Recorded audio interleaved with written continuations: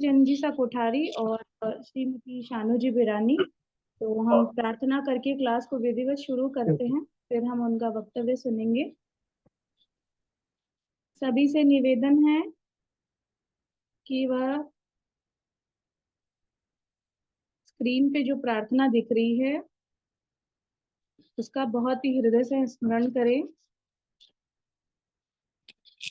श्रमण भगवान महावीर स्वामी के चरणों में वंदन। आचार्य गुरुवर 1008 श्री विजय राज जी महाराजा के चरणों में वंदन। समस्त चरित्रशील आत्माओं के चरणों में वंदन नमन।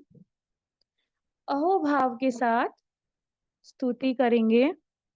जो जन श्रद्धा भाव से करे सूत्र का ज्ञान, ज्ञानावरणीय कर्म टले प्राप्त करे सद्ज्ञान। तेरा ज्ञान अनंत है, मुझे ज्ञान की प्यास। केवल ज्ञानी मैं बनूं, यही है अंतिम आस। केवल दर्शी मैं बनूं, यही है अंतिम आस। इन्हीं शुद्ध भावनाओं के साथ आप सभी को मेरा सादर जय जिनेंद्र। जिन्हें भी आवाज वॉइस का प्रॉब्लम हो रहा है प्लीज अपना ऑडियो कनेक्ट करें अच्छे से। रोहित भैया ने, हमारे टेक्निकल हेड रोहित भैया ने कल भी आपको समझाया था कि किस तरीके से आपको ऑडियो को अपने हिसाब से ऑडिबल करना है, जॉइन ऑडियो करना है, ठीक है। और अपना अपना नेटवर्क कनेक्शन देखें। कल के मेरे पास हाउजी के बहुत सारे टिकट्स आए थे, तो बहुत लोगों ने बहुत सुंदर प्रयास किया है, अच्छा प्रयास कर रहे हैं। और इससे ये भी हमें समझ आ रहा है कि हमारी जो सुनने की शक्ति और समझने की शक्ति है उनमें कितना गैप है। बोलने वाला सामने वाला क्या कह रहा है और हम क्या समझ रहे हैं उसका भी हमें चेक होता है। क्योंकि लोगों ने सारा कुछ आंसर एकदम सही किए हैं, एक दो आंसर उन्होंने अच्छे से नहीं सुना या क्या पता वो सुन नहीं पाए, तो बहुत मिस्टेक्स भी की हैं।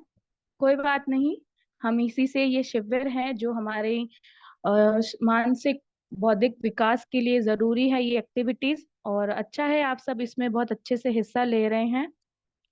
हेमंत अंकल, मैं चाहूंगी कि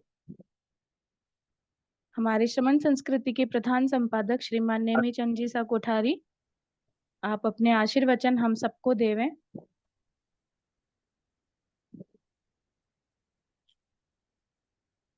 और श्रीमती शानू जी बिरानी, आप सभी का बहुत बहुत स्वागत अभिनंदन है प्रज्ञा जागरण मंगलम प्रेजेंट्स 5 डेज ऑनलाइन शिविर में।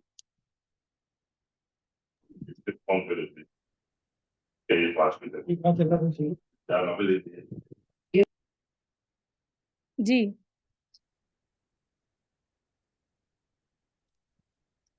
श्रीमान नेमी जंजीसा कोठारी और श्रीमती शानू जी बिरानी, यदि आप हमें सुन पा रहे हैं प्लीज अब अनम्यूट करिए, फिर हम क्लास को विधिवत शुरू करते हैं। हेलो जी जय जिनेंद्र साहब। जय प्रणाम जय जिनेंद्र। जय जिनेंद्र अंकल प्रणाम। जय प्रणाम जय जिनेंद्र जी हम चाहते हैं कि आप भी आशीर्वचन हम सबको देवें। जी। फरमाइए नेमीचंद साहब। हाँ हुक्म। जय प्रणाम जय जिनेंद्र। प्रणाम सर। श्रमण भगवान महावीर स्वामी को वंदन। मम आस्था के केंद्र आचार्य प्रवर 1008 श्री आचार्य विजयराज जी महाराज साहब को सविधि वंदन। सभी चरित्रात्माओं को वंदन।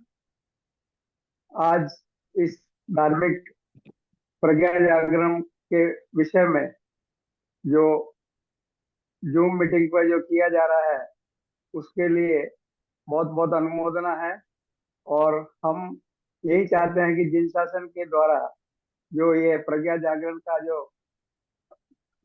पढ़ाई, बच्चों के पढ़ाई के लिए जो किया जा रहा है वो बहुत ही अनुकरणीय है।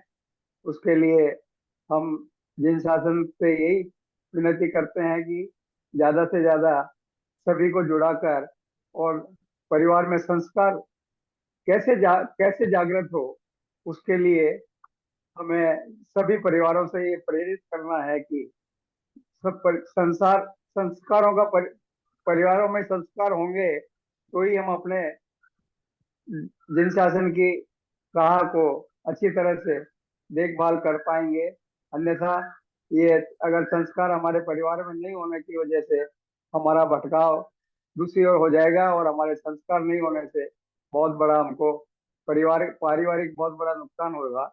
इसीलिए मैं यही चाहता हूँ कि जो हमारा प्रोग्राम चल रहा है उसके लिए हमारी टीम को, आदरणीय हेमंत जी साहब को, और जो बीकानेर से जो दर्शना दर्शना जी। जी हैं, दर्शना जी भाटिया है, उन सभी टीम को मैं अपनी ओर से बहुत बहुत साधुवाद, धन्यवाद और आभार व्यक्त करता हूं कि आप इसे और बढ़ोत्तर ज्यादा से ज्यादा अपने जिन शासन के लिए बढ़ोतरी करावें।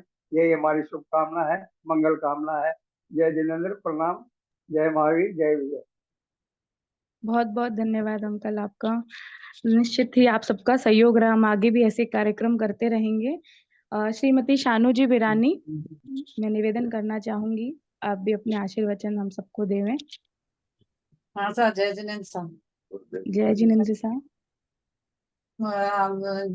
श्रीमद भगवान महावीर स्वामी के चरणों में वंदन, आचार्य श्री विजय राज्य महाराज साहब आदि समस्त साधु संतों के चरणों में वंदन नमन।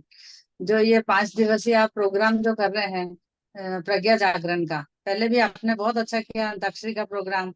तो मतलब अभी हम क्या आपके लिए बोल सकते हैं, आपका मतलब हेमंत जी कोठारी के साथ जो आप हैं तो आपका प्रोग्राम सक्सेस ही होने वाला है। और ये ऐसा प्रोग्राम करने से क्या घर घर में संस्कार पहुंचते हैं, नहीं तो कोई कोई किसी के लिए कभी टाइम नहीं निकालेगा। इस बहाने सब लोग टाइम निकालते हैं, बैठते हैं, कुछ सीखते हैं, सिखाते हैं, तो ये बहुत अच्छा रहता है। और ये एक्चुअल में क्या है कि ये संयुक्त परिवार के लिए बहुत अच्छा है, जो आजकल बिल्कुल खत्म होते जा रहे हैं। इस बहाने घर में एक दूसरे के चर्चा भी यही होती है धर्म की। अगर अपन ये चीज करेंगे तो चर्चा भी कुछ धर्म की होगी, नहीं तो आजकल धर्म रहा कहाँ है। इसके लिए थैंक यू वेरी मच, बहुत बहुत आपका प्रोग्राम सफल होए और इसके लिए बहुत बहुत धन्यवाद। जी बहुत बहुत धन्यवाद आपका। धन्यवाद। चलिए, हम कल की हमारा अल्फाबेटिक सीरीज चल रही है। ये अल्फाबेटिक सीरीज इसीलिए है ताकि हम भी धर्म के नए नए टॉपिक्स, नए नए विषय को छू सकें। तो आज का हमारा टॉपिक है ई। ई से हमने लिया है ईगो, ए से हमने लिया अरिहंत, अहिंसा और अभयदान, तीनों की बहुत अच्छे से विवेचना की। बी से हमने बोइंग डाउन और ब्लेसिंग्स को कैसे हम अपने अंदर जीवन में अपना सकते हैं उसके बारे में। सी से हमने control, control your voice, control your thoughts, control your self, उसके बारे में हमने जाना। डी से हमने जाना डिसिप्लिन और धर्म, धर्म का हमारे जीवन में क्या प्रभाव है और धर्म विहीन व्यक्ति की क्या दुर्दशा होती है, उसके बारे में भी हमने कल चर्चा की। और आज हम ई से अल्फाबेट ले रहे हैं ईगो। तो मैं चाहूंगी आप सभी एक्टिव हैं या नहीं, एक प्रश्न पूछना चाहूंगी। सब लोग हैंड रेस करेंगे। तो कल किसी ने पॉजिटिव चैलेंज दिया था, सभी ने किया? सभी के हैंड रेस मैं चाहूंगी। अरे वाह, इतनी संख्या में इतने सारे लोगों ने कल पॉजिटिव चैलेंज किया, बहुत खुशी की बात है, बहुत अच्छी बात है। आप सब इतने अच्छे से, और जितनी भी एक्टिविटीज हो रही है बहुत अच्छे से पार्टिसिपेट कर रहे हैं, बहुत अच्छा लग रहा है। आज हम चलते हैं ई से ईगो। आपने एक फ्रेम में अपने सामने स्क्रीन में देख रहे हो कि ईगो में ई को व्यक्ति निकाल रहा है। तो हकीकत में जीवन में हमें भी अपने जो कह सकते श्रावक और श्राविका, और सच्चे श्रावक और श्राविका बनने के लिए हमको भी ईगो में से ई को निकालना पड़ेगा और उसको गो करना पड़ेगा, यानी कि उसको जाने देना होगा। ईगो, अहंकार मतलब क्या कि अपने आप को या अपने आप को सब कुछ मानकर दूसरों को कुछ नहीं मानना, यही अहम है। बहुत सारे व्यक्ति होते हैं वो अपनी तो मानते हैं लेकिन दूसरों की भी मानते हैं, समझ आता है, लेकिन सिर्फ और सिर्फ अपने को ही मानना, ये है अहम का, या कह सकते हैं मान का निशान है या मान का सिंबल है। एक फुटबॉल होती है जिसमें हवा भरी रहती है, तो हमारे और वो इधर से उधर क्या करते हैं, हम उसे ठोकरे मारते रहते हैं, लेकिन अगर उसमें से हवा निकल जाए तो क्या वो खेलने लायक है? नहीं है। वैसे ही ये जो हमारे अंदर झूठी मान, झूठी अहंकार भरा रहता है, यदि वह निकल जाए, वो जो अहंकार का नशा निकल जाए, तो हमारी आत्मा कितनी पवित्र हो जाती है। एक छोटा सा उदाहरण देना चाहूंगी कि एक महिला बस में यात्रा कर रही थी। पास में ही एक बहुत सुंदर, एक खूबसूरत महिला उनके पास आकर बैठी, और वो कब से उस महिला को, क्योंकि उनकी सीट उनके साथ थी, पसंद नहीं कर रही थी। काफी देर से उनको टीज कर रही थी, या छेड़ रही थी, या परेशान कर रही थी। साथ ही जो और भी पैसेंजर्स थे, वो काफी देर से नोटिस कर रहे थे। जैसे ही वो महिला उतरी, तो उस महिला से, जो प्रथम महिला थी, जो बहुत शांतिपूर्ण तरीके से उस लेडी का व्यवहार सहन कर रही थी, उन्होंने उनसे पूछा, आपको यह महिला इतने देर से परेशान कर रही थी, ये इतने अपने अहंकार, अपना जो भी उसका जो स्टेटस है, इसको दिखाने की प्रयास कर रही थी, आपने इनको कुछ नहीं कहा? तो उस महिला ने इतनी शांति से जवाब दिया कि इनके साथ मेरी यात्रा बहुत छोटी है। इनके साथ मेरी यात्रा 5 मिनट, 10 मिनट, 15 मिनट की है। तो यदि ये इसके व्यवहार से मेरे अंदर, मुझ में इतनी मतलब वो होनी चाहिए सहन शक्ति, कि मेरे दिल में इसके व्यवहार का कोई प्रभाव नहीं पड़े। तो उसके जो शब्द हैं, यात्रा बहुत छोटी है जीवन में, वो वास्तव में स्वर्ण शब्द हैं, गोल्डन वर्ड्स हैं, कि हम भी अपने जीवन में जो ये अहंकार या 8 प्रकार के मत बताए गए हैं, हमारे जैन शास्त्र में 8 प्रकार के मत बताए गए हैं। मैं 8 प्रकार के मत के बारे में आपको एक-एक करके पॉइंट वाइज बताना चाहूंगी। मद मतलब मान, अहंकार। जाति मद, कुल मद, बल मद, रूप मद, तप मद, श्रुत मद, लाभ मद और ऐश्वर्य मद। ये इस तरीके से 8 प्रकार के मद बताए गए हैं। मद मतलब अहंकार, ईगो करना, अपने आप को ही सब कुछ मानना। जब अहंकार होता है ना, एक कषाय का रूप होता है, वो कषाय है मान का कषाय। जो अहंकार होता है, वो हमें विनय से बहुत दूर रखता है, और जहाँ विनय नहीं वहाँ विद्या नहीं, जहाँ विद्या नहीं वहाँ विकास नहीं। तो इस सीरीज को समझने की कोशिश करिए कि जहाँ विनय नहीं है, अहंकार, यदि आपके लाइफ में ईगो है, अहंकार की आपके जीवन में बहुत सारी चीजें आपके अंदर घुली हुई है, तो आपके अंदर विनय नहीं आएगा, आपके अंदर पोलाइटनेस नहीं आएगी, और पोलाइटनेस नहीं है तो आपके अंदर विद्या का गुण नहीं आएगा, आप नया ज्ञानार्जन सीख नहीं कर पाएंगे। आपको हमेशा ये लगेगा मुझे सब आता है, मुझे कुछ भी जानने की या समझने की आवश्यकता नहीं है।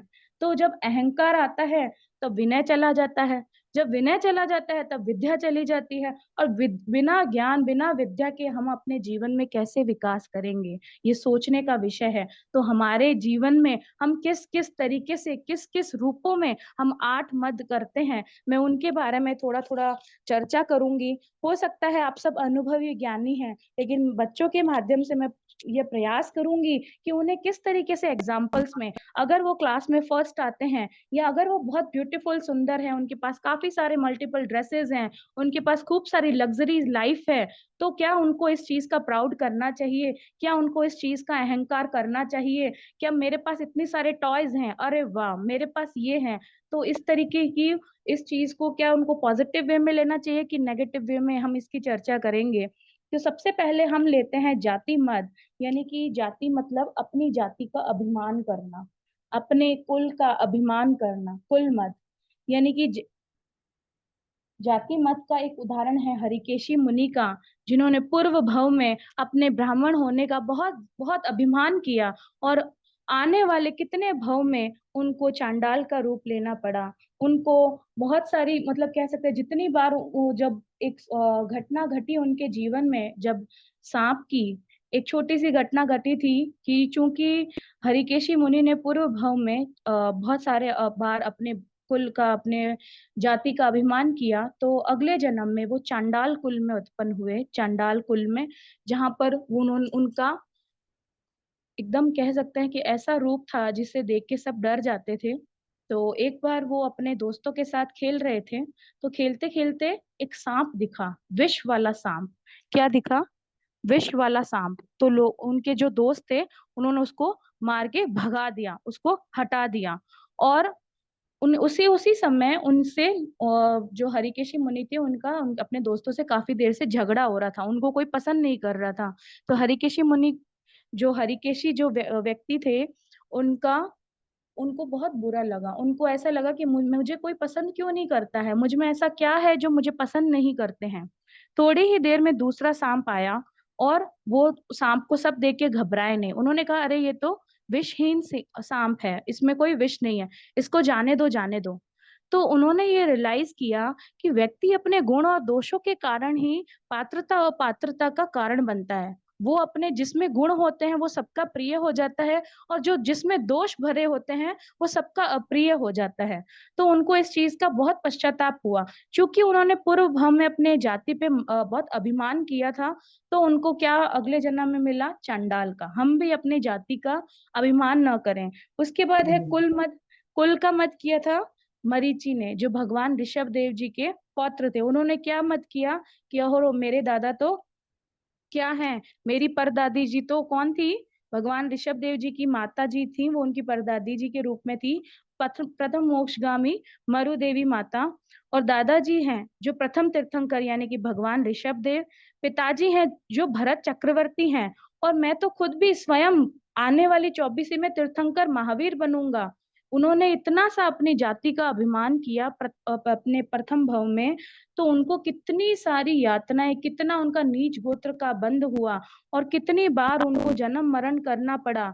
कई बार उनको याचक कुल में उत्पन्न होना पड़ा, कई बार उनको घमंड करने से कितने उनके उपसर्ग उनके जीवन में आए। तो एक छोटा सा उन्होंने अपने कुल का अभिमान किया, तो उनको कितनी बार जन्म मरण करके कितने मैं ये मानती हूँ कि शास्त्रों में ये कहते हैं कि जितने उपसर्ग भगवान महावीर स्वामी के जीवन में आए उतने शायद ही किसी अन्य तीर्थंकर के जीवन में आए होंगे। तो एक छोटे से अभिमान के कारण, एक छोटा सा अहंकार करने के कारण उनको कितनी बार जन्म मरण करना पड़ा। तो हम भी जाति मत, कुल मत, इन सबसे किसी भी तरीके के अहंकार से दूर रहें। फिर है बल मद, अपनी शक्ति का अभिमान करना। रावण को अपनी शक्ति का कितना अभिमान था, आपने सबने रामायण की स्टोरी सुनी है ना। उसको अपनी शक्ति का, अपने बल का, वो वास्तव में शक्तिशाली था भी, तो उसने था होना अच्छी बात है, लेकिन उसका अभिमान करना वो गलत है। उसने अपनी अपनी शक्ति का, अपने घमंड का इतना ज्यादा उसको अभिमान था। और अब उसका पूरा अभिमान क्या हुआ कि पूरी लंका तबाह हो गई, पूरा उसका जो देश था वो तबाह हो गया और मरकर नरक में गया, है ना। तो हम सबको ये सारी स्टोरीज लगभग लगभग यही प्रेरणा देती है कि किसी भी तरीके से अभिमान अभिमान ईगो मान नहीं रखना चाहिए। इसके बाद है रूप मद। रूप का मद किसने किया, ये आप चाहें तो लिख सकते हैं। आगे जब मेगा कॉन्टेस्ट होगा उसमें क्वेश्चन सीरीज में आएंगे, जब तक जो जो मैं बोल रही हूँ, तो आपको बहुत बेनिफिट होगा। रूप का मद किसने किया अपनी सुंदरता का, सनत कुमार चक्रवर्ती। एक समय की बात है, एक देवों में जब देवता, उस समय की बात है कि हस्तिनापुर नगर में राजा अश्वसेन का राज था। और उनका एक बहुत ही सुंदर, उनकी रानी सहदेवी की कुक्षी से बहुत ही सुंदर पुत्र का जन्म हुआ, जिनका नाम था सनत कुमार। तो सनत कुमार जैसे जैसे बड़े होने लगे वो और भी सुंदर होने लगे, इतनी कलाओं के निपुण हो गए कि उनकी प्रशंसा सब जगह होती थी। तो एक बार देवताओं की सभा लगी थी, उसमें शकेंद्र देव, वो सभा हो रही थी, तो उसमें यही पूछा जा रहा था कि संगम देव को उन्होंने देखा, तो संगम देव इतने सुंदर लग रहे थे। तो उन्होंने, देवताओं ने आपस में चर्चा की, क्या संगम देव से भी सुंदर और कोई है। तो शकेंद्र ने बताया कि हाँ, वो इसी लोक में विद्यमान है, लेकिन वो मनुष्य के रूप में है, चक्रवर्ती सनत कुमार, जो सौंदर्य मतलब इस धरा और उस धरा सबसे सुंदर है वो। तो आसपास जब चर्चा हो रही तो दो देवों ने सोचा क्यों ना आज इस बात की टेस्टिंग की जाए। टेस्टिंग करते हैं, हमें भी जब कोई पता चलती है हम चीज का एक्सपेरिमेंट करते हैं, टेस्टिंग करते हैं, उसकी जांच करते हैं। तो देवताओं ने भी यही सोचा, और दोनों देवताओं ने ब्राह्मण का रूप बनाया, उन्होंने वेश बदला और राजा चक्रवर्ती, जो सनत कुमार चक्रवर्ती के दरबार में पहुंच गए और उनसे मिलने की इच्छा प्रकट करने लगे। तो द्वारपाल होते हैं जो, आप जिनको हम ऐसे बोल सकते हैं कि जो चौकीदार होते हैं, उन्होंने उनको वहीं रोका और बोला कि भाई आप क्यों आ रहे हो। तो उन्होंने कहा कि हम बहुत दूर से आए हैं और आपके राजा के जो प्रशंसा है, रूप लावण्य की प्रशंसा हमने बहुत सुनी है। तो राजा ने भी राजा को जब ये बात पता चली, तो सनत कुमार चक्रवर्ती ने कहा कि ठीक है, इन्हें अंदर आने दो। तो राजा का जब ऐसे उन्होंने रूप देखा, तो देखते ही रह गए। वास्तव में जो इंद्र शकेंद्र जो जिनकी प्रशंसा कर रहे थे, वो वास्तव में ही उनकी देह इतनी चमक रही थी, इतनी सुशोभित हो रही थी, और एकदम इतना कह सकते हैं कि बहुत ब्यूटीफुल वो लग रहे थे। तो सना चक्रवर्ती कुमार ने कहा कि ये तो कुछ नहीं, अभी तो मैं नहा के आता हूँ और फिर बताता हूँ कि मेरा रूप अब कैसे होगा। जैसे ही सना चक्रवर्ती अपने रूप का अहंकार किया, वापस अपनी सभा में आए, तब उन्होंने देखा कि जो उन्होंने उनके जो थूक या पीक होती है ना, उसमें हजारों कीटाणु बुलबुलाते हुए दिखाई दे रहे, और चारों तरफ तेज दुर्गंध स्मेल फैला रहे हैं। चक्रवर्ती सनत कुमार चक्रवर्ती ने किसका अहंकार किया? अपने रूप का, सौंदर्य का। ये और घमंड कितना घातक है, कितना आत्मा का विनाशक है, कि उनके शरीर में 16 प्रकार के अलग अलग से उसी समय रोग उत्पन्न हो गए। उन्होंने किसका घमंड किया?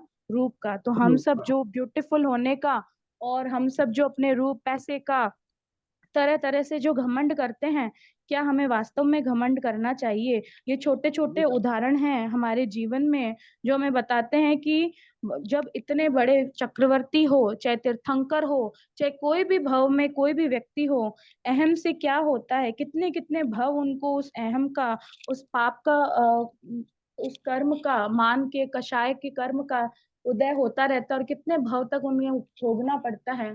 तब हमें वास्तव में ये समझना चाहिए, क्या हमें अहंकार करना चाहिए?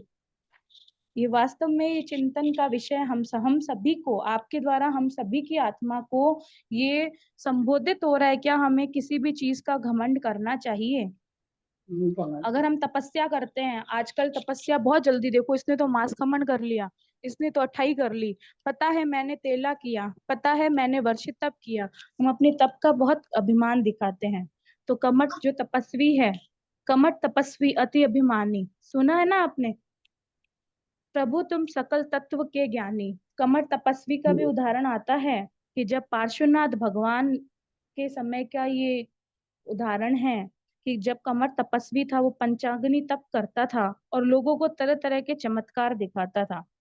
तो पार्श्वनाथ भगवान ने अपने ज्ञान से देखा कि कमठ जिस हवन में, आपने सबने ये कहानी सुनी होगी, जिस कमठ जो तप कर रहा है, जिस अग्नि में वो लकड़ियां जला रहा है, उसमें एक जलता हुआ नाग और नागिन का जोड़ा है। लेकिन जब ये पार्श्वनाथ सबने उनको बताया, तो कमठ तपस्वी भड़क गया, उसे और अपने तप में उसको दखल अंदाजी हुई, और उसके अभिमान या उसके ऊपर आया, तो उसको बहुत ज्यादा गुस्सा आया, और प्रभु ने सबके सामने दो नाग और नागिन का जोड़ा, जो वर्तमान में धर्मेंद्र देव और माता पद्मावती के रूप में हम जिन्हें जानते हैं, उनको महामंत्र नवकार सुनाकर उनको देव बनाया। हम सब महामंत्र नवकार सुनाकर देव बनाया, स्वर्ग दिलाया, पुण्य जगाकर, हम ये सब लाइन बोलते हैं। तो ये महामंत्र नवकार की एक महिमा दिखाता है कि मात्र अंतिम क्षण में उन्होंने महामंत्र नवकार का स्मरण किया, और उन्हें वह देव और देवी के रूप में हुए। लेकिन कमठ है, वो इतने तपस्वी होते हुए भी उनमें क्रोध का, मान का और कषाय का भर भर के उनके अंदर कह सकते हैं मिश्रण था, कि जिसके कारण इतने तपस्वी होने के बाद भी वो निम्न श्रेणी के देव बने। तो ये सारी चीजें हमें बताता है कि हम, हमारे जीवन में ठीक है हम तपस्या नहीं कर पा रहे हैं, अपन हम सोचते हैं ये तपस्वी है, ये तो जरूर कुछ ना कुछ आगे जाएगा, ऐसा जरूरी नहीं है। जैन धर्म इतना सरल और इतना कह सकते हो सूक्ष्म धर्म है कि हर आत्मा परमात्मा बन सकती है। आज हम जिसे दो शब्द अपशब्द कह रहे हैं, हो सकता है कि वो आत्मा परमात्मा बन जाए, हमसे पहले वो परमात्मा बन जाए, इतनी शक्ति है। जैन धर्म इतना विशाल धर्म है, और इतना सरल और इतना सहज है, कि हर आत्मा परमात्मा बनने का गुण रखती है। बस हमें उन गुणों को बढ़ाना है, हमें उन गुणों को जगाना है। इसके अलावा लाभ मद, जब सिकंदर को अपने धन पे, तप मद के बाद है श्रुत मद, इसके बाद श्रुत मद वो मद है जो अपने ज्ञान पे घमंड करता है। स्थूलीभद्र मुनि को अपने ज्ञान का कितना घमंड था, कि उन्होंने, वो स्थूलीभद्र मुनि थे जो आचार्य भद्रबाहु के पास 14 पूर्वों का, हमारे जो नवकार मंत्र कहते हैं ना, 14 पूर्वों का सार है, तो वही 14 पूर्वों का ज्ञान प्राप्त करने स्थूलीभद्र मुनि आचार्य भद्रबाहु के पास गए। उन्होंने 10 पूर्वों का तो ज्ञान कर लिया था, इतने में ही उनकी 7 बहनें उनके दर्शन करने आई। तो स्थूलीभद्र मुनि को जैसे ही ये पता चला, तो उन्होंने अपने ज्ञान का घमंड दिखाने के लिए, उनको उनके पास ये मैजिक था कि वो किसी भी रूप में अपने आप को बदल सकते हैं, वो किसी भी रूप को अपने ट्रांसफर कर सकते हैं। तो उन्होंने अपना रूप बनाया शेर का। किसका रूप बनाया? स्थूलीभद्र मुनि ने अपने शेर का रूप बनाया, और शेर का रूप बनाकर गुफा के बाहर बैठ गए। अब जैसे ही बहनें आई, बहनें बहुत डर गई। जब आचार्य भद्रबाहु को पता चला कि स्थूली भद्र मुनि ने अपने ज्ञान का इस तरीके से दुरुपयोग किया, उन्हें बहुत दुख हुआ। उन्हें बहुत दुख हुआ कि देखो, इसने अपने ज्ञान का इस तरीके से प्रदर्शन किया है। आपके अंदर भी बहुत सारी चीजों का ज्ञान होगा, आप भी बहुत ज्ञानवान होंगे, लेकिन अपने ज्ञान का कभी भी गलत यूज मत करना।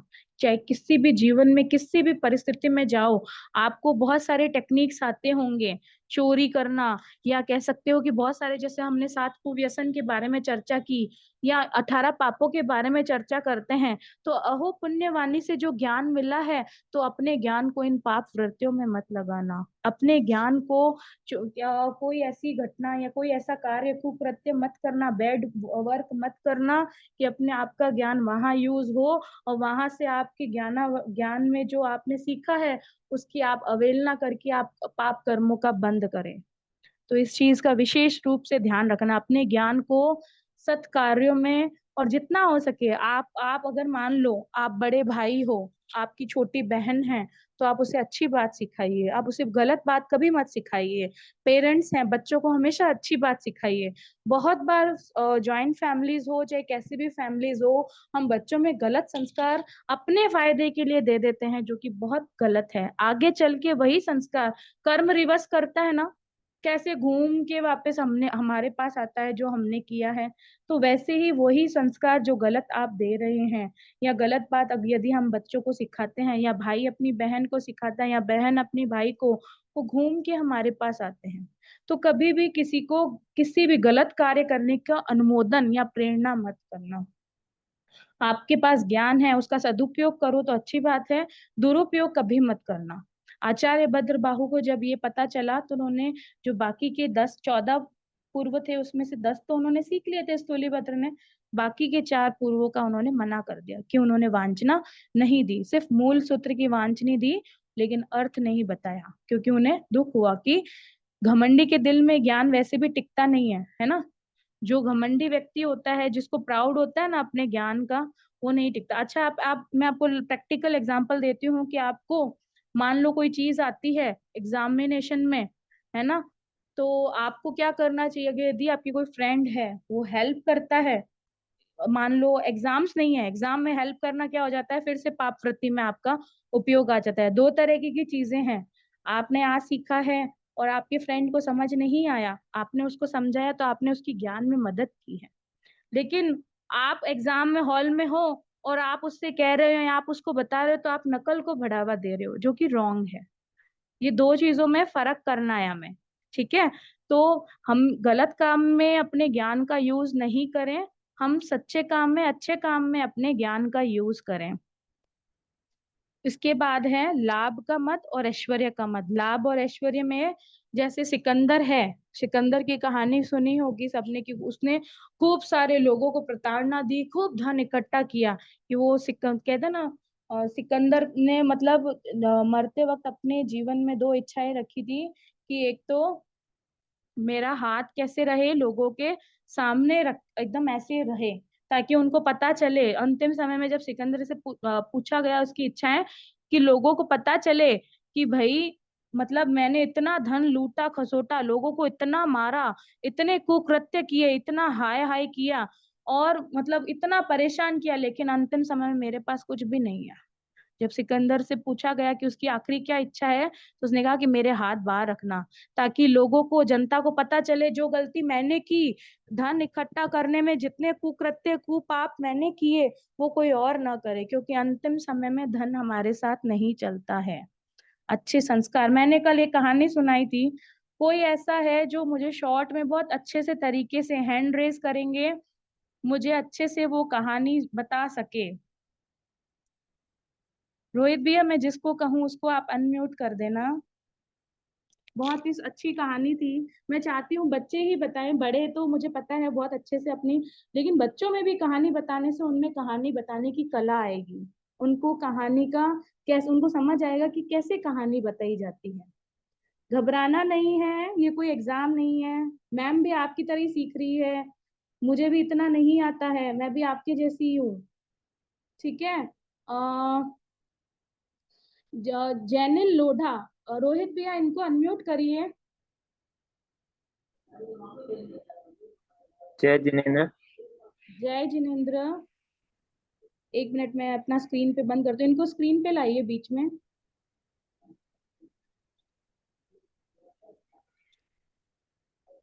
जैनिल आप अपने आप को अनम्यूट करिए। हाँ, शुरू करूँ मैं? शुरू करूँ क्या मैं? अपना वीडियो भी ऑन कर दीजिए।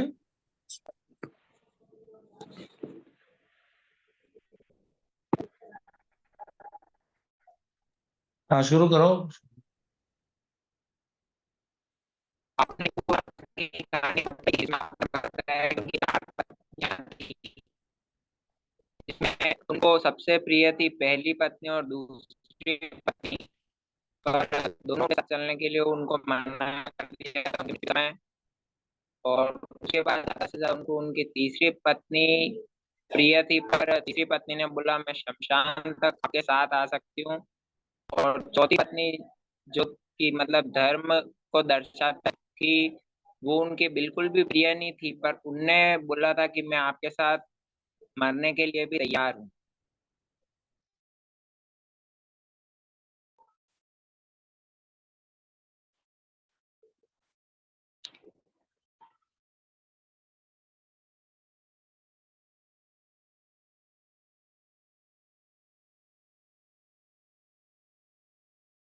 थ्री 300 to 400 पीपल हमारे साथ जुड़े हैं। तो मैं चाहूंगी कि आर्या दुग्गड़,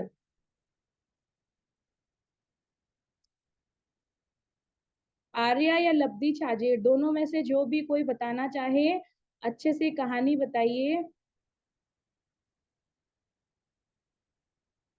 आर्या आप रेडी है? स्क्रीन पे अपना थम्स अप करिए या हैंडशेक करिए।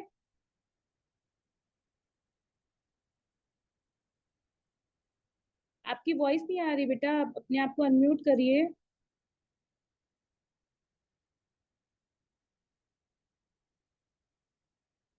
जय जिनेंद्र। जय जिनेंद्र। आप सुनाएंगी कहानी? कल क्या क्या बताया था कहानी में? कल कहानी में एक राजा की 4 पत्नियों के बारे में कहा था। क्या करती हैं वो चारों पत्नियों में? राजा ने बोला कि मेरे साथ, मैं मरने जा रहा हूँ, तुम में से कौन मेरे साथ चलोगी? तो उसकी पत्नी थी शरीर, उसने कहा मैं नहीं आऊंगी। फिर राजा ने दूसरी पत्नी से पूछा, जिसका नाम था संपत्ति, उसने कहा मैं आपके साथ नहीं आऊंगी। देखो मैं बताती हूँ, अच्छा है आप लोगों ने इसको इस वे में समझा कि आप तो यार सारा सीक्रेट पहले ही रिवील कर रहे हो कि पहली पत्नी कौन थी, दूसरी पत्नी कौन थी।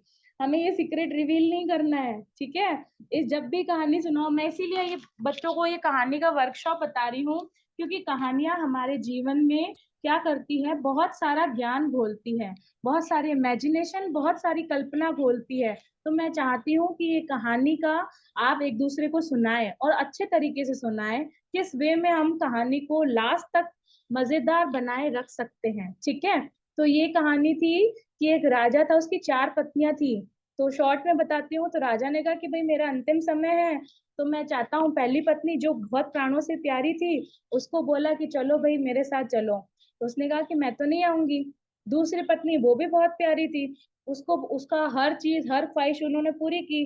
तो दूसरी पत्नी ने कहा कि भाई मैं तो नहीं आऊंगी, और आप जाओगे मरोगे तो मैं तो दूसरों के पास चली जाऊंगी। तीसरी पत्नी ने कहा कि भाई मैं आऊंगी, लेकिन शमशान तक ही आऊंगी। लेकिन चौथी पत्नी, जिसपे राजा ने जीवन में कभी ध्यान नहीं दिया, जिसकी कभी कोई इच्छा पूरी नहीं की, जिसका कभी मान सम्मान नहीं किया, उसने कहा कि चलो मैं चलती हूँ। तो पहली पत्नी कौन थी? शरीर। जब हम मरते हैं तो शरीर हमारे साथ नहीं चलता है, दूसरी पत्नी कौन थी? संपत्ति। जब हम जिस क्षण हमारा प्राण निकल जाता है, वो संपत्ति दूसरों को ट्रांसफर हो जाती है। गीता में भी क्या कहा है? जो आज तुम्हारा है कल किसी और का था और परसों किसी और का हो जाएगा। ये एकदम ट्रुथ है।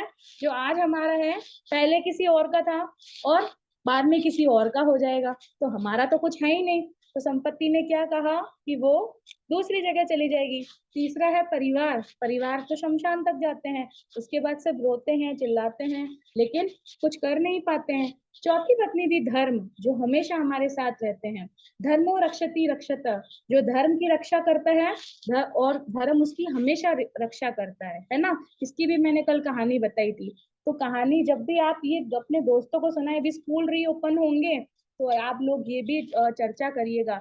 माता पिता से भी निवेदन करना चाहूंगी, दिन में 5 से 10 मिनट बच्चों को कहानियां सुनाएं।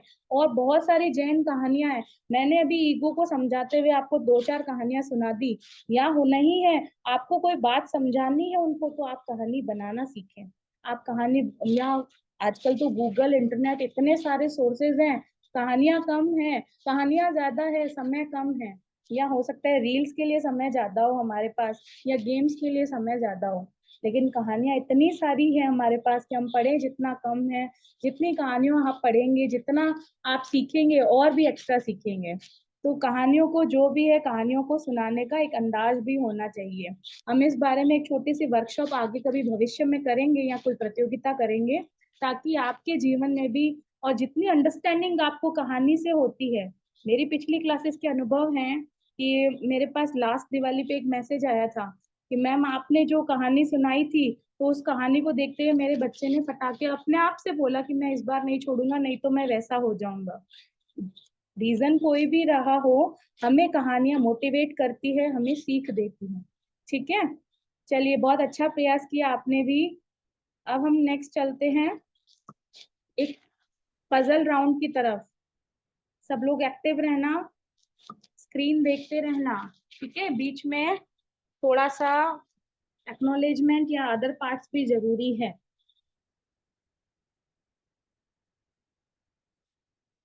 स्क्रीन पे दिख रहा है सबको? टाइप करना है, चैट बॉक्स खोल दीजिए सबके लिए। रोहित भैया, आपको इसमें एनिमल गेस करना है, बहुत सिंपल है। सबसे पहला आंसर किसका आया है?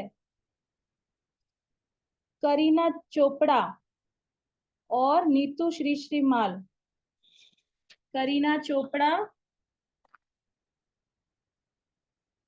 बहुत बहुत बधाई हो, सही आंसर है डॉल्फिन। नहीं, सबसे पहले आंसर दिया था मस्त मोक्ष। मस्त मोक्ष, ओके, बात करवाइए एक बार उनसे। और रोहित दूसरा भैया एक था बार, सुमन जैन। वन सुमन सेकंड। जैन, एक बार बात करवाइए सुमन जैन और मस्त मोक्ष से। 1 सेकंड।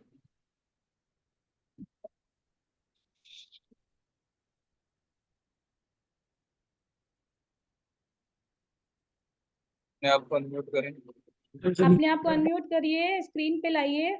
जय जिनेन्द्र बेटा, कैसे हो? अच्छा हो जाए जिनेन्द्र। जय जिनेन्द्र, आप तो बहुत क्विक आंसर गैस करते हो। पहले खेला है क्या? नहीं। नहीं। आपने सुना ई से क्या होता है? ऐसे ई से ईगो। ईगो। समझ आया ईगो क्या होता है? यस। थोड़ा सा बताओगे? अभी अभी वेरी गुड, अभिमान, अच्छा है बहुत। ऐसी प्रैक्टिस करते रहना।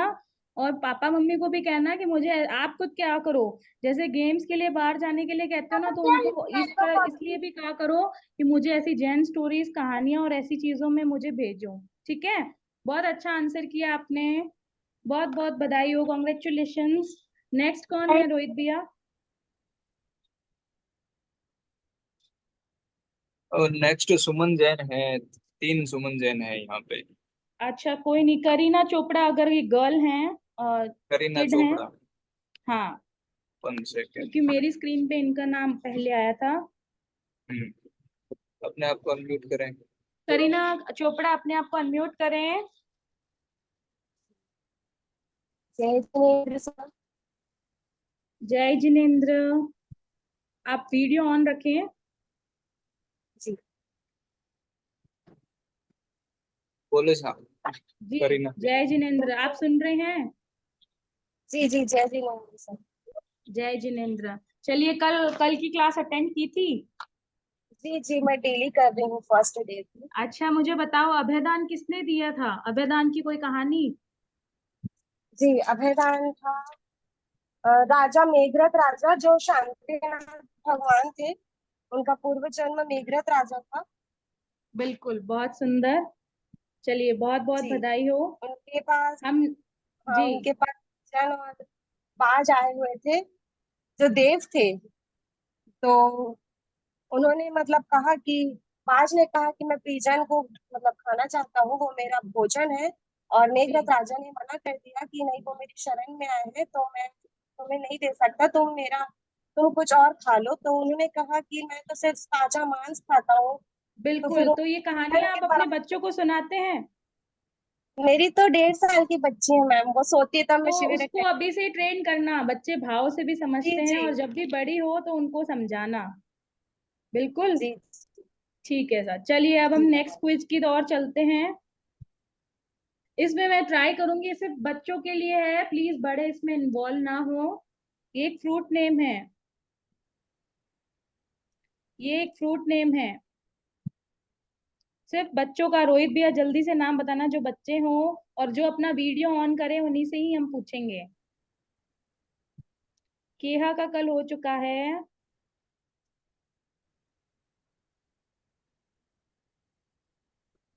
रोहित भैया अगर मेरे नजर में आ 1 रही हैं। सेकंड। नेहा छाजेड़। नेहा छाजेड़, इनको अनम्यूट करिए और वीडियो ऑन रखिएगा। वही आंसर दें जो अपना वीडियो ऑन रखें, मुझसे बात करें या मेरे सवालों का जवाब दें।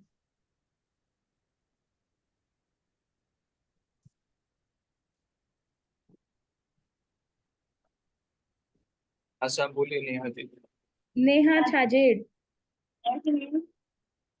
जय जिनेंद्र। ये किड है? हाँ। अच्छा, नेहा जी आप हैं। 2 जने हाँ। हैं नेहा जी के। कोई नहीं, कोई नहीं, आप कोई भैया किड का नाम दिख रहा है तो आप उसे कर दीजिए कुणाल अनम्यूट। चोपड़ा। नया है। आप शर्म आ रही है थोड़ा। अगर हाँ हाँ, ये इसने बताया। कैसे हो बेटा? जय जिनेंद्र। मम्मी खींच क्यों रही है आपको? आपको शर्म आ रही है क्या? नहीं नहीं। कोई नहीं, चलो आंसर क्या है इसका? चेरी। चेरी। बहुत सुंदर आंसर। आप क्लास अटेंड कर रहे हैं? हाँ। जी। चलिए, नेक्स्ट क्वेश्चन की ओर चलते हैं।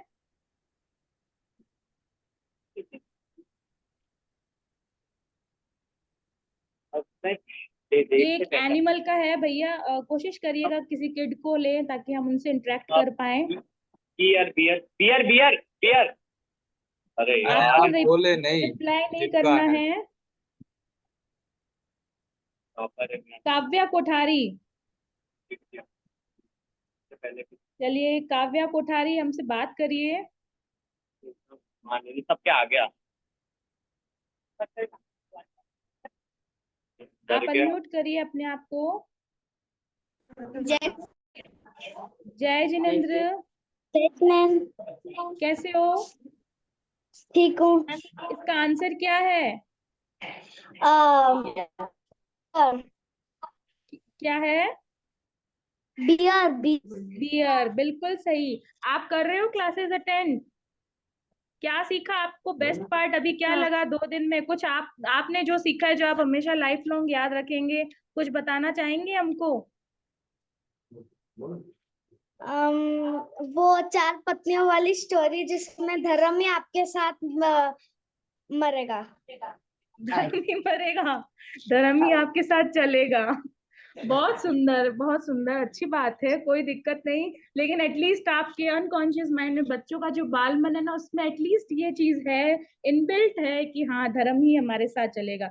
आप एक, मैंने कल पंक्ति बोली थी, एक श्लोक बोला था, याद है?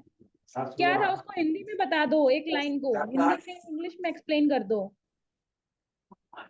मतलब आपको सोते समय सोने से पहले 7 नवकार गिनने होते हैं और उठते हुए आपको 8 नवकार गिनने होते वेरी हैं। गुड। सूता 7 उठता 8, कल मैंने ये सूक्ति बोली थी, आपने समझा इसको?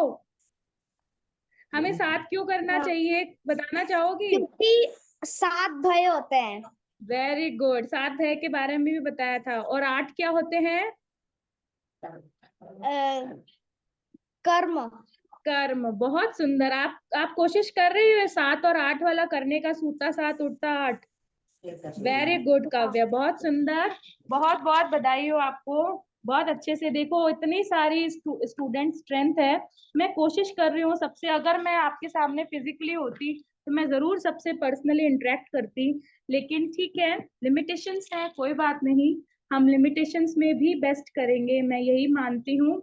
और बहुत सुंदर आंसर किया काव्या। मेरे पास कल इस कहानी को लेके काफी सारे मैसेजेस भी आए कि मैम ये कहानी बहुत सारे मतलब अच्छी लगी हमें, तो बहुत अच्छी बात है। और आप इसी तरह हमारे साथ जुड़े हुए रहिए, ठीक है। अन्वेषा, अन्वेषा क्या कहना चाहते हैं आप?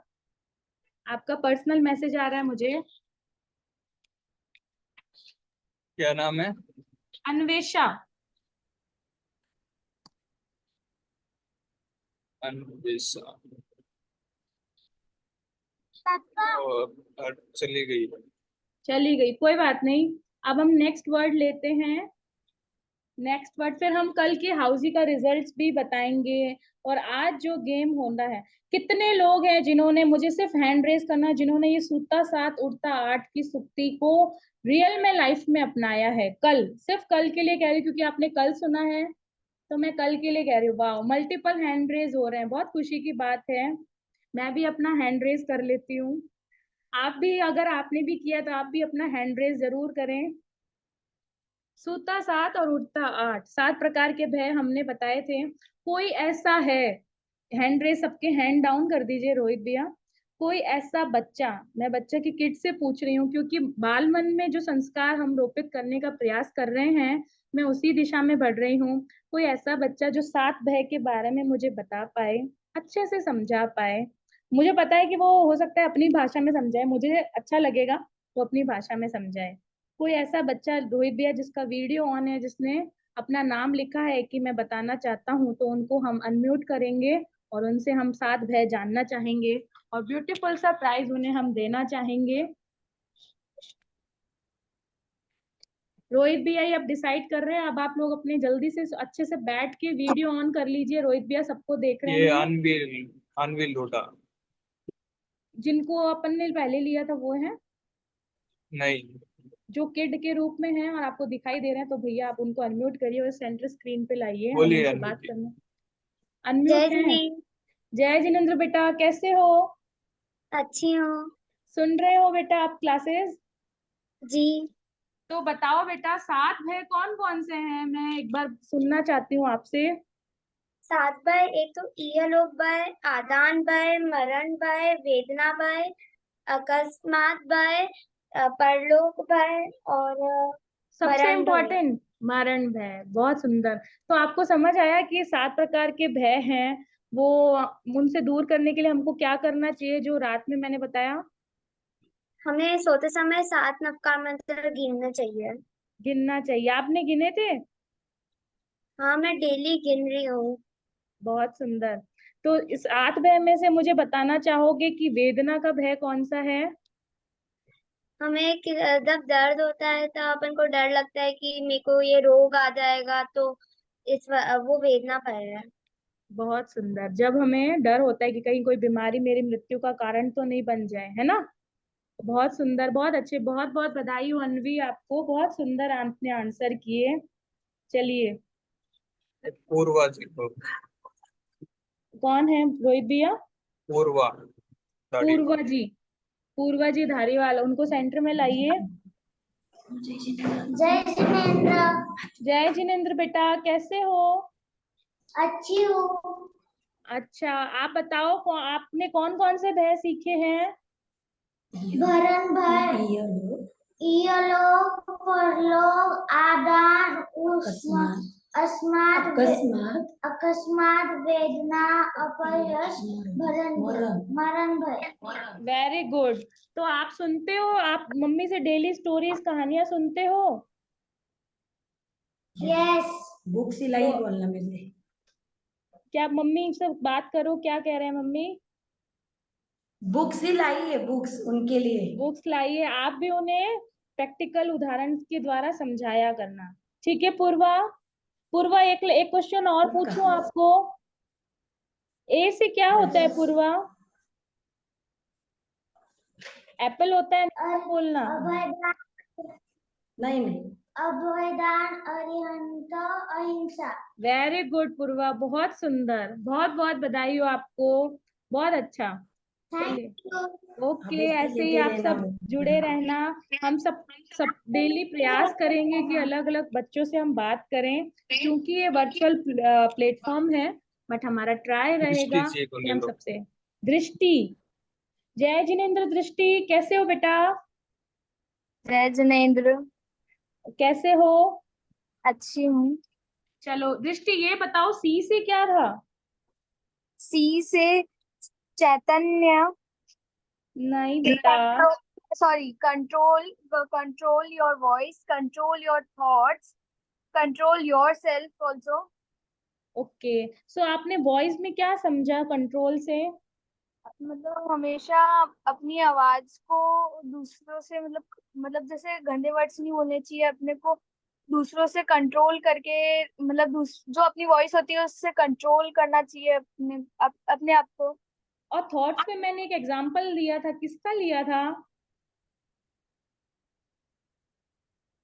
कोई नहीं, ट्राई करो। रोहित भैया, कोई और दिख रहा है सेंटर में तो इसे बुलाइए। आरना भंडारी। अथर्व भंडारी।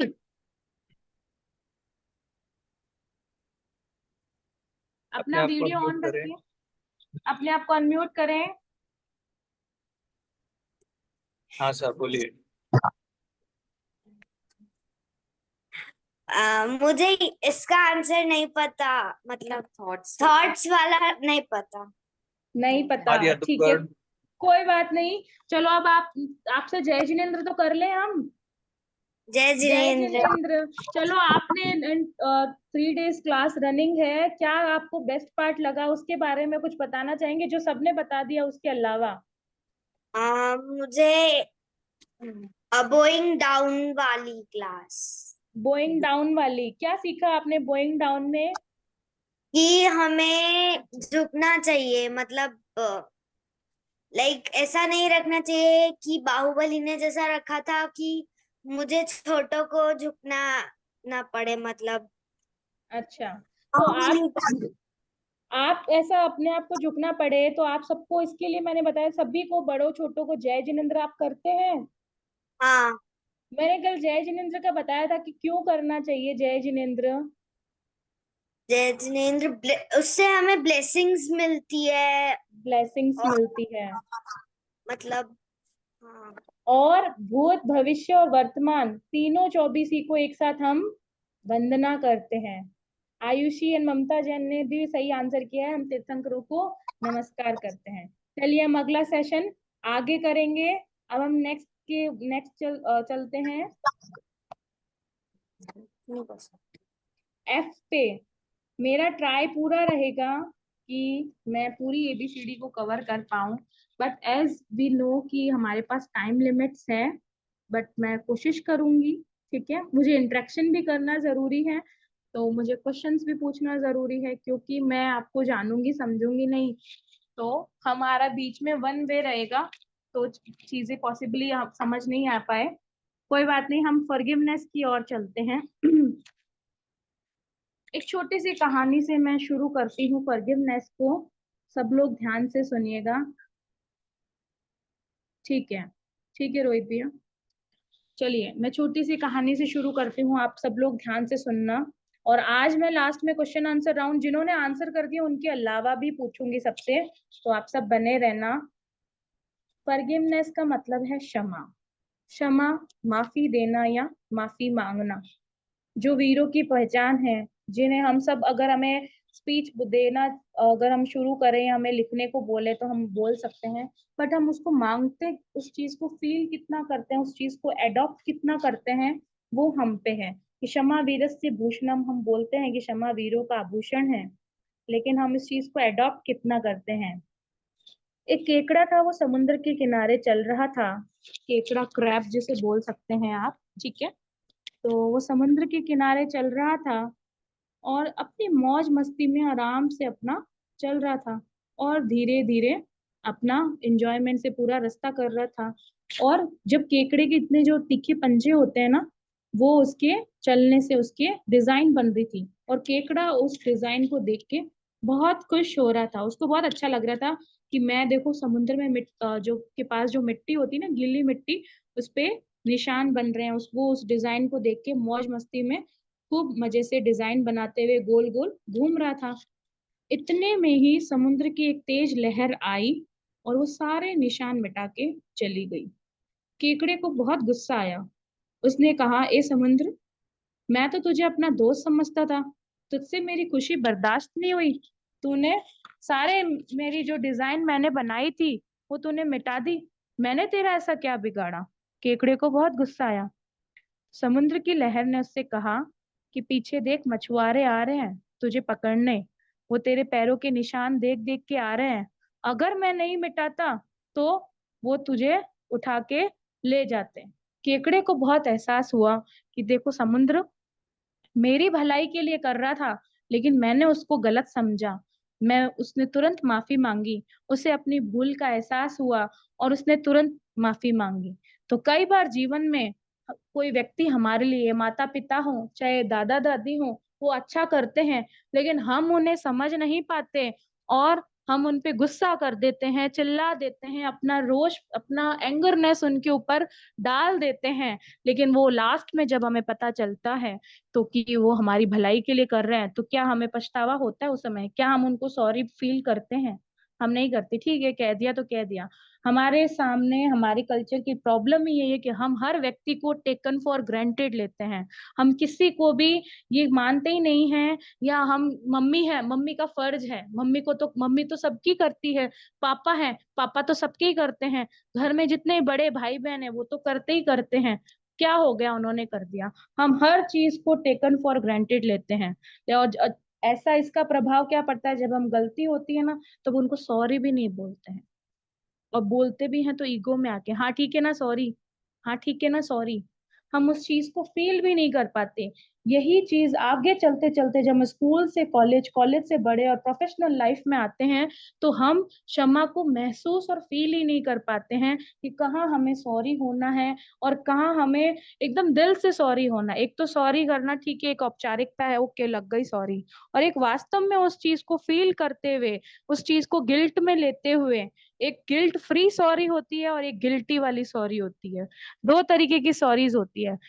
जो लोग टेकन फॉर ग्रांटेड लेते हैं ना, वो गिल्ट फ्री सॉरी बोलते हैं, गिल्ट फ्री सॉरी बांटते हैं। उनको बांटते फिरते हैं, उनको कोई फर्क नहीं पड़ता कि सामने वाले को क्या लगा, वो एक औपचारिकता निभाते हैं और सिर्फ सॉरी बोल दिया, हो गया काम खत्म, थैंक यू सॉरी, दो वर्ड सीख रखे हैं और उन्होंने निभाया और काम खत्म।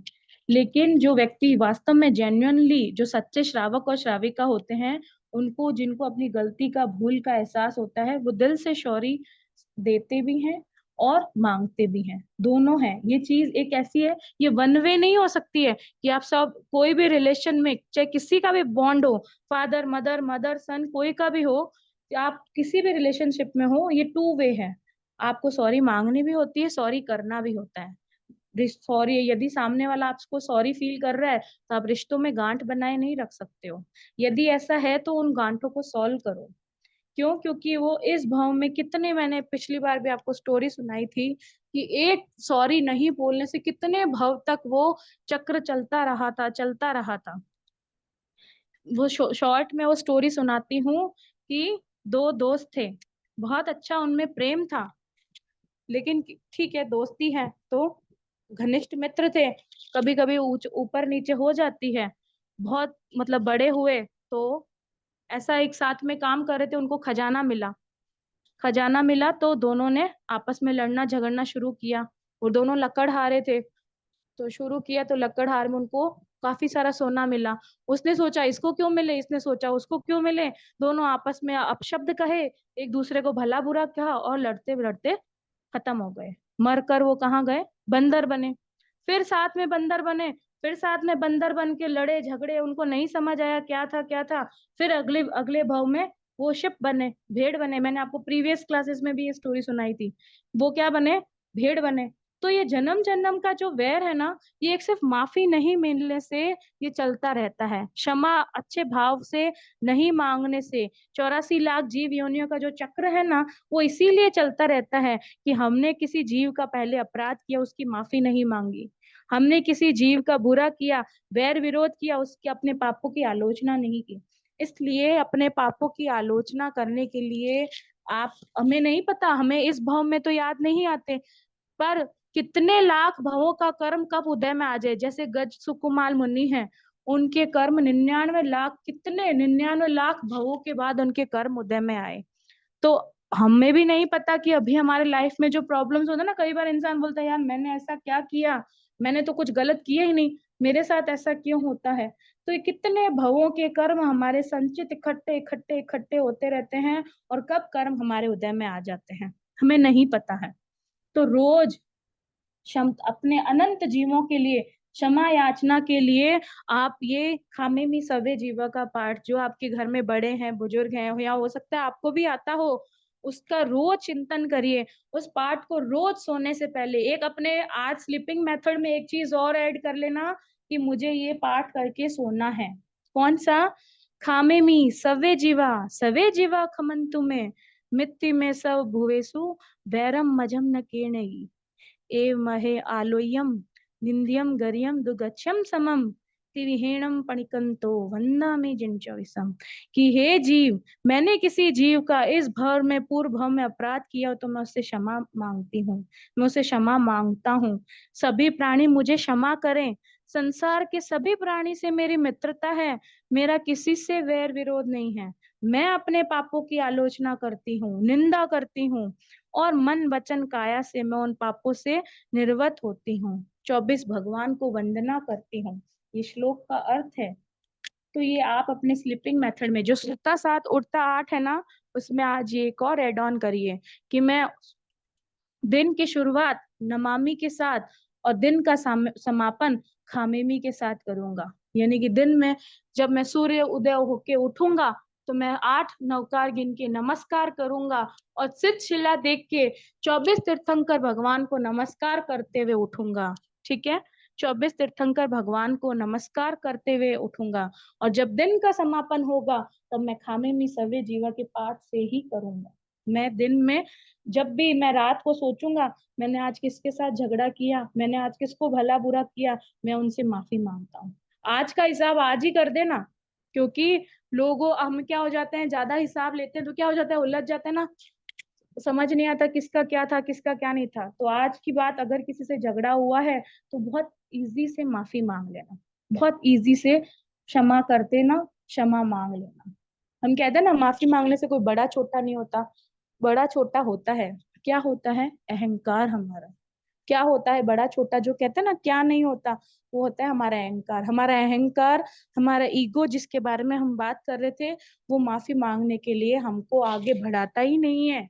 हमारी खुद की आत्मा जो कहती है कि नहीं तुम गलत हो, तुम माफी मांग लो, लेकिन ये बीच में बड़ा सा पत्थर, जो आदमी ई को हटा रहा था ना, वो सही कर रहा था, उसको जाने दे रहा था कि भाई उसको तुम चले जाओ। अहंकार है जो हमारे जीवन में माफी मांगने के लिए हमें प्रेरित करता ही नहीं है। लेकिन अब आप जैनिज्म से जुड़े हो, आपको पता है कि एक छोटा सा उदाहरण बताना चाहूंगी। जो माता सीता हैं, माता सीता हैं, उनके ऊपर भी कलंक लगा था, उन्हें भी अग्नि परीक्षा देनी पड़ी थी ना। सबको याद है कि आपने चलो रामायण वगैरह या जो भी फिल्मों में कहानियां सुनी होंगी, वो क्यों देनी पड़ी थी उनको, कि पूर्व भव में उन्होंने भी मजाक मजाक में, हंसी में एक मुनि पे क्या किया, आरोप लगाया था। ये मुनि तो, मैंने इन मुनि को तो हंसते हुए क्रीड़ा करते हुए देखा है। उस भव में उन्होंने उस पाप की आलोचना नहीं की, उस पाप का प्रायश्चित, आलोचना करके भी प्रायश्चित नहीं लिया, तो उनको क्या करना पड़ा, अगले भव में जब उनका जनक पुत्री बनी वो, तब उनको इतना बड़ा कलंक उनके ऊपर आया कि ये रावण के यहाँ रह के आई है, क्या पता पवित्र है या नहीं, तो उनको अग्नि परीक्षा देनी पड़ी, है ना, फायर एग्जामिन जिसको बोलते हैं, अग्नि परीक्षा देनी पड़ी। तो इसीलिए आप जब भी आपको लगे आपसे गलती हो गई है, तुरंत माफ कर दीजिए या माफी मांग लीजिए। और यदि लगता है सामने वाला आपसे प्रेम से माफी मांग रहा है, कई बार अपने दिमाग की पीस के लिए, आज के प्रेजेंट दौर में प्रैक्टिकली बात बताऊं तो दिमाग के पीस के लिए भी यही है कि ठीक है उसने नहीं माफी मांगी, मैंने उसको माफ किया, नहीं मांगी तो भी माफ कर देना। क्योंकि जितने जल्दी आप फ्री हो जाओगे ना, जितने आपको एक पहाड़ चढ़ना है, आपको मोक्ष की यात्रा करनी है, तो यात्रा में जितना भार कम होता है उतना हम इजी फील करते हैं ना। एयरपोर्ट पे जाते हैं, वो जल्दी से क्विकली हमें फ्लाइट में एक जगह से दूसरी जगह भेज देती है, पर उसमें इतना सामान नहीं होता है तो भी वो कैबिन क्रू में आपको 7 kg ही अलाउ करता है, उसके अलावा सारा पीछे होता है ना। तो वैसे जीवन की यात्रा में मोक्ष की यात्रा करनी है, तो जितना कम भार होगा हमारे पास में, उतने हम इजी रहेंगे, उतने राग द्वेष की जो दीवारों से पीछे रहेंगे। तो अगर कोई आपको किसी की बात बुरा लगे, हो सकता है कि आपका पॉइंट ऑफ व्यू उससे नहीं मिल रहा है, कोई बात नहीं, आप उन्हें ये सोच के कि कोई बात नहीं, हर व्यक्ति, हर भाई बहन भी एक दूसरे से सेम नहीं सोचता है, कोई किसी की राय एक जैसी नहीं होती, पानी का ग्लास आधा खाली आधा भरा, गलत दोनों ही नहीं होते हैं, कई बार कोई गलत नहीं होता, स्थिति सिचुएशन होती है। तो आप अपने मन को हल्का करने के लिए क्या कर दीजिए, या तो माफ कर दीजिए या माफी मांग लीजिए। और उस स्थिति से, और यदि व्यक्ति से, उस व्यक्ति से आपका रोज का सामना होता है, मान लो एक ऐसा व्यक्ति है जिससे आपको, जिसका व्यवहार पसंद नहीं है, तो आपको अभी पसंद नहीं है, और अगर आपने उनके साथ राग द्वेष की गांठ बांध ली तो जन्म जन्म तक आपके साथ वो चलेंगे।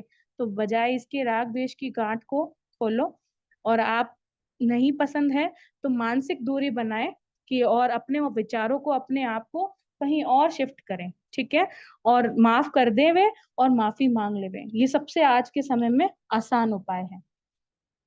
ठीक है, इसके बाद में आपने चंड कौशिक सर्प की भी कहानी सुनी होगी। मैं ये मानती हूँ कि भगवान महावीर स्वामी का जब वो कील वाला आपने सुना है ना, कि एक खरक वैद्य ने उनका कील निकाला था, है ना, वो आपको कहानी प्रीवियसली मैंने सुनाई थी। तो जब भगवान महावीर स्वामी के कानों में कील टुकरे थे ना, उनकी जोर से पुकार सुनी, इतनी पुकार सुनी कि पहाड़ के दरार आ गई, उतनी थी। तो भी भगवान ने अपने जितने भी उपसर्ग देने वाले हैं ना, किसी के प्रति भी ये मतलब गलत भाव नहीं भाया। चंड कौशिक सर्प है, उसने भगवान को इतनी बार डसा, ये आप फोटो में देख रहे हो, इतनी बार उनको डसा, तो भी भगवान ने चंड कौशिक को यही कहा, हे चंड कौशिक तुम शांत हो जाओ, तुम शांत हो जाओ। यही उन उसको समझाया कि तुम देखो क्रोध के कारण बार बार तिर्यंच गति में उत्पन्न हो रहे हो, अब तुम क्षमा का भाव धारण कर लो, तो आगे भव में देव, और देव के बाद फिर तुम मोक्ष बनोगे। और यही हुआ, चंड कौशिक शांत हुआ, और मनुष्य के भव में जब उनका हुआ तो उन्होंने तिर्यंच गति में क्षमा का भाव धारण किया, और क्षमा का भाव करते करते वो देव बना और आगे मोक्ष में जाएगा। तो जब हमारे जो धर्म में है तिर्यंचों का उद्धार हो सकता है, तो जो मनुष्य भाव है, जो मोक्ष की सीढ़ी बताई जाती है, हम भी मनुष्य हैं तो हमारा तो हो ही सकता है। बस कुछ बातों का ध्यान रखें हम अपने जीवन में, तो क्षमाशील चंड कौशिक की तरह हम बने, कि भगवान महावीर स्वामी ने उनको उपदेश दिया, उन्होंने उसको समझा और अपने जीवन में कृतार्थ किया। तो भगवान महावीर स्वामी ने अपने जीवन में जितने भी उपसर्ग दिए, सबका भला ही चाहा, है ना।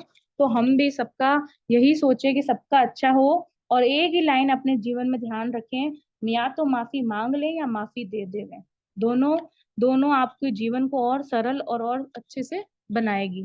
फिर एक है फेस्टिवल ऑफ जैनिज्म। अगर मैं हिंदू फेस्टिवल की बात करूं या अदर फेस्टिवल्स की बात करूं, तो हम सबको बहुत पता है कि बहुत सारे पर्व हैं, Holi, Diwali, Rakshabandhan, Dussehra, father's day, mother's day, brother's day, friendship day, sister's day, बहुत सारे डेज हमको पता है। तो हमें थोड़ा बहुत जैनिज्म के फेस्टिवल्स के बारे में, जो हम सेलिब्रेट करते हैं, नो डाउट आप करते हैं, बट उनके बारे में हमें एक साथ एक बार में ये भी नॉलेज में होना चाहिए कि हमारे कौन कौन से जैन फेस्टिवल्स हैं। वो फेस्टिवल्स हैं पर्युषण पर्व, संवत्सरी पर्व, अक्षय तृतीया, ज्ञान पंचमी, मौन एकादशी, महावीर जयंती और जैन दीपावली। मैं आगे जैन इसलिए लगा रही हूँ कि जैन धर्म में दीपावली का अर्थ और जैन धर्म में दीपावली का जो ये पावन अवसर है वो अलग तब जब स्वाध्याय के साथ मनाया जाता है, जिसकी हम आगे कभी चिंतन करेंगे इस बारे में। तो ये सारे फेस्टिवल्स हैं जैनिज्म के। रोहित भैया आप एक्टिव हैं, अभी सुन पा रहे हैं मुझे? हाँ सर। हाँ, तो अब हम प्रश्न की ओर चलते हैं। मैंने कल लास्ट में एक भजन गाया था, उस भजन में से है, सिर्फ बच्चे ही इसका रिप्लाई करेंगे। मैंने कहा भी था इसका बेनिफिट जो लास्ट में है उनको ही मिलेगा। कौन एक सम नहीं रहते, नाम लिख के अपना बताएंगे। कौन एक सम नहीं रहते, भजन में से ही आपको लाइन लेनी है। किसी का हैंड रेज करिए सब। जो रोहित भी आपको हैंड रेज और जिनका वीडियो ऑन है उनको आप बुलाइए। रूपाली जी। रूपाली जी, जय जिनेन्द्र। 1 सेकेंड।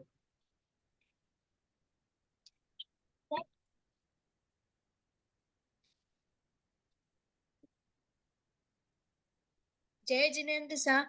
जय जिनेन्द्र। क्या लाइन है रूपाली जी? जी साए रहते नहीं एक सम, चिंता करने से कैसे चलेगा। बहुत सुंदर, बहुत सुंदर। आप अटेंड कर रही हैं क्लासेस बराबर? जी बिल्कुल कर रही हूँ। बहुत सुंदर। चलिए, बहुत बहुत बधाई हो आपको। हम आगे इस भजन को गुनगुनाएंगे और आप सब भी हम इस भजन को गुनगुनाएं जब भी समय मिले या आपका मन डिप्रेस हो तो यही सोचना कि भाई मुझे अपना कर्तव्य करना है, मुझे अपनी रिस्पॉन्सिबिलिटीज करनी है। अपना कर्तव्य करते चलो, चिंता करने से कैसे चलेगा। आंधी हो चाहे तूफान हो, चिंता करने से कैसे चलेगा। जिनको अपना समझते हैं हम, ज्यादा मिलते उन्हीं से है गम। जिनको अपना समझते हैं हम, ज्यादा मिलते उन्हीं से है गम। साए रहते नहीं एक संग, चिंता करने से कैसे चलेगा। अपना कर्तव्य करते चलो, चिंता करने से कैसे चलेगा। जब शुक्र थोड़ी देर बीच मझधार में छोड़ दे, जब शुक्र थोड़ी देर बीच मझधार में छोड़ दे, दिल को थामे अकेले चलो, चिंता करने से कैसे चलेगा। अपना कर्तव्य करते चलो, चिंता करने से कैसे चलेगा। आंधी हो चाहे तूफान हो, चिंता करने से कैसे चलेगा। हम आगे बाद में गुनगुनाएंगे। तो ये जो भजन है ये सभी आप लोग डेली अपने लाइफ में गुनगुनाएं। और जब भी बहुत बार लगता है ना हम सबके लिए इतना करते हैं, प्रैक्टिकली बता रही इतना करते हैं तो भी लोग हमसे खुश नहीं होते, तो ये अपने आप को सुनाना कि अपना कर्तव्य करते रहो, चिंता करने से कैसे चलेगा। इतनी टेंशन वाली लाइफ में, इतनी सारी स्ट्रेस वाली लाइफ में ये हमेशा भजन गुनगुनाना। चलिए दर्शना जी, अब ये जी, ऐश्वर्य का अभिमान किसने किया था? ऐश्वर्य का अभिमान किसने किया, ये प्रश्न आया है। जी मैं हाँ। बताना चाहूंगी कि ऐश्वर्य का अभिमान किया था दशान भद्र राजा ने। दशान भद्र राजा ने अपने, जब वो जा रहे थे भगवान महावीर स्वामी के दर्शन करने के लिए, तब उन्होंने किया था और देवताओं ने उनके अभिमान को चूर चूर भी किया था। जाति और कुल और का मत किसने किया? जाति और कुल का हरिकेशी मुनि ने और मरीचि ने। जाति का हरिकेशी मुनि ने और कुल का। मैं ये चाहती हूँ कि ये सब अलर्ट होके सुने रोहित भैया। मैं मानती हूँ कि हाथों हाथ लिखना पॉसिबल नहीं है, बट जब हम वो मेगा कॉन्टेस्ट करेंगे तो उसके लिए सब लोग तैयार रहे, मेरी ये इच्छा है। फिर भी मैंने रिपीटेशन में आपको बता दिया।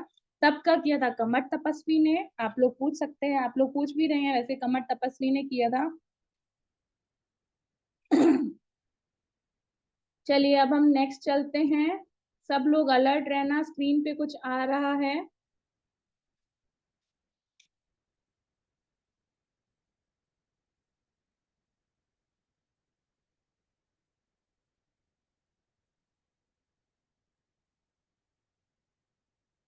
सबने देखा? ये एक एक्टिविटी है, मैं ये ग्रुप में भी भेज दूंगी।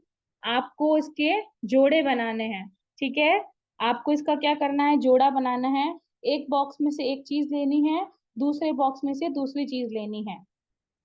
हमारा वैसे ये टॉपिक कल के लिए था, बट ठीक है, क्योंकि हम जी तक नहीं पहुंच पाए। आज हमारी क्लास हो का टाइम हो चुका है, मोर देन 1 घंटे से ज्यादा हो चुका है। हम कल जी पे लेंगे, मुझे नहीं लगता कि हम ABCD पूरी कर पाएंगे, बट ठीक है, जितना भी कर पाएंगे, जितना भी सीखेंगे बहुत अच्छी बात है। तो ये एक्टिविटी है, ये मैं भेज दूंगी आप लोगों को, ठीक है? आप लोग इसको नोटिस कर लेना। अब मैं इसको बताती समझा हूँ। दे एक बार। हाँ, या तो ये कल ही करवाने का रखती हूँ, जी से कुछ चीजें मुझे समझानी है वो करके। अब मैं चलती हूँ जो जो हमने कल प्रश्न पूछे थे उसके बारे में मैं बता देती हूँ। देखो, बहुत सारी जगह कुछ कुछ टॉपिक्स क्या हो जाते हैं, अलग अलग लेवल पे हो जाते हैं, और कुछ आप लोगों को सुनने की बड़ी जल्दी और हड़बड़ी भी रहती है। कोई बात नहीं, मैंने कल पूछा था सिजशिला कितनी होती है, मैंने कितने लाख योजन का तो पूछा ही नहीं था, सिजशिला एक होती है। इसके अलावा भोग भूमियां कितने प्रकार की होती हैं, मद कितने प्रकार के होते हैं, मद के बारे में मैंने बताया भी था आज आपको। और मोस्टली जिसमें सबसे ज्यादा गलती की है, पार्श्वनाथ भगवान ने समकित प्राप्ति के बाद कितने मोटे भव किए उसमें।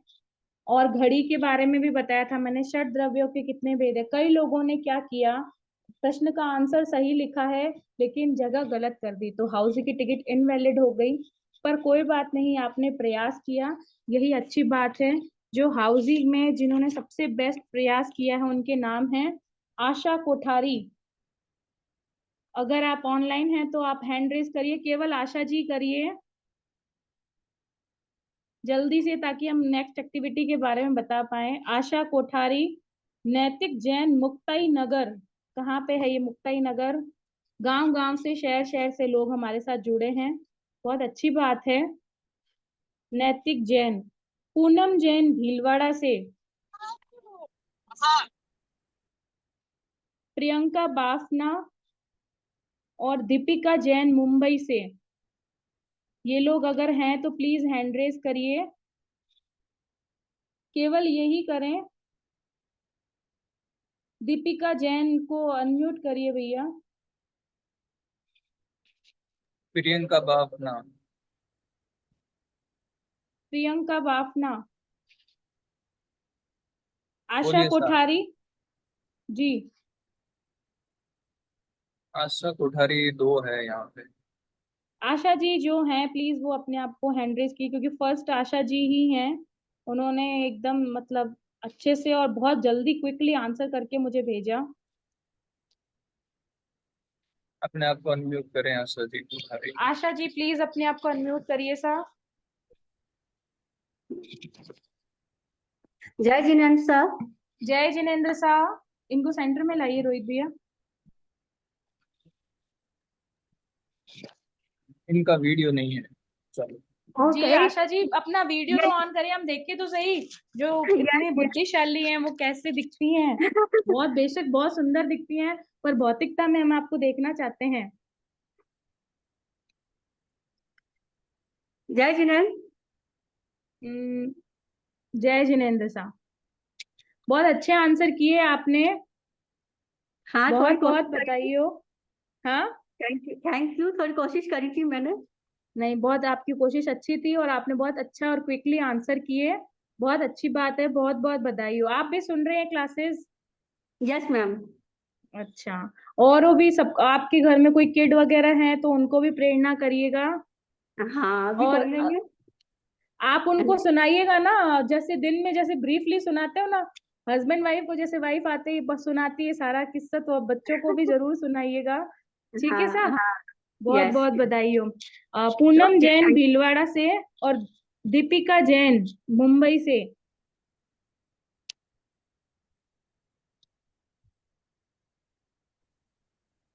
जय जिनेन्द्र। जय जिनेन्द्र साहब। पूनम जी, आपने भी काफी अच्छा प्रयास किया। एक गलती थी, मैंने आपको बताई थी, बट वो ठीक है, आपके समझने में रह गई, कोई नहीं। आपने कहाँ भी पे अच्छा मिस्टेक आ प्रयास, रही थी? मैं आपको पर्सनली सेंड करूंगी। आपने अच्छा प्रयास किया है थैंक यू। जी। आप जुड़े हैं सब परिवार के सभी सदस्यों के साथ या अकेले जुड़े हैं? मैं और मेरी छोटी गुड़िया है 4 ईयर की। अच्छा, उनसे भी मिलाइए, जय जिनेन्द्र करते हैं। वो अभी वो स्टोरी सुनते सुनते उसे नींद आ गई थी। कोई बात नहीं, हम कल मिलेंगे उनसे। जी चलिए जरूर। नेक्स्ट दीपिका जी। जय जिनेन्द्र। जय जिनेन्द्र, बहुत अच्छे आंसर किए आपने भी। Thank you. इसी तरीके से आप हमारे हर प्रतियोगिता में जुड़े रहिए। बहुत बहुत बधाई हो आपको भी। Thank you. आपका बहुत अच्छा प्रयास है, इंटरेस्टिंग लगता है हमें भी। जो चीज नहीं आती ना, आप कहानियों के माध्यम से सुनाती हैं, मतलब हम बड़ों को भी बहुत अच्छा लगता है। Thank ji you. बिल्कुल, बहुत बहुत धन्यवाद आपका। नेक्स्ट और कोई है रोहित भैया जिन्होंने आंसर किया है? नैतिक जैन। नैतिक जैन मुक्ताई नगर से। नैतिक जी। आवाज आ रही है? जय जिनेन्द्र। जी जय जिनेन्द्र, आप अपना वीडियो ऑन करें प्लीज। वीडियो ऑन किया है मैम। जी ऑन है, हाँ। जय जिनेन्द्र। जय जिनेन्द्र। नैतिक जैन मुक्ताई नगर, कहाँ से हैं मुक्ताई नगर? जलगांव जिला महाराष्ट्र। जलगांव जिला महाराष्ट्र। बहुत बहुत बधाई हो आपको, बहुत अच्छा प्रयास किया। नैतिक, आप सुन रहे हैं सारी क्लासेस? जी मैम। कोई अपना फेवरेट पार्ट शेयर करना चाहेंगे हमारे साथ, स्कूल या जो स्टोरी। चीज आपको नहीं पता थी? नैतिक को बोलने दें। हाँ, वो स्टोरीज का पार्ट अच्छा है। स्टोरीज का पार्ट अच्छा लगा। अच्छा, मैं आज की स्टोरीज में से पूछूं, दो किसने किसको मिसअंडरस्टैंड किया?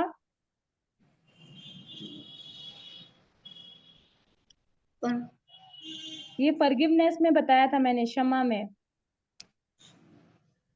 किसने किसको मिसअंडरस्टैंड किया फिर सॉरी बोला? केकड़ा ने। केकड़ा ने, बिल्कुल। सोनाली पामेचा।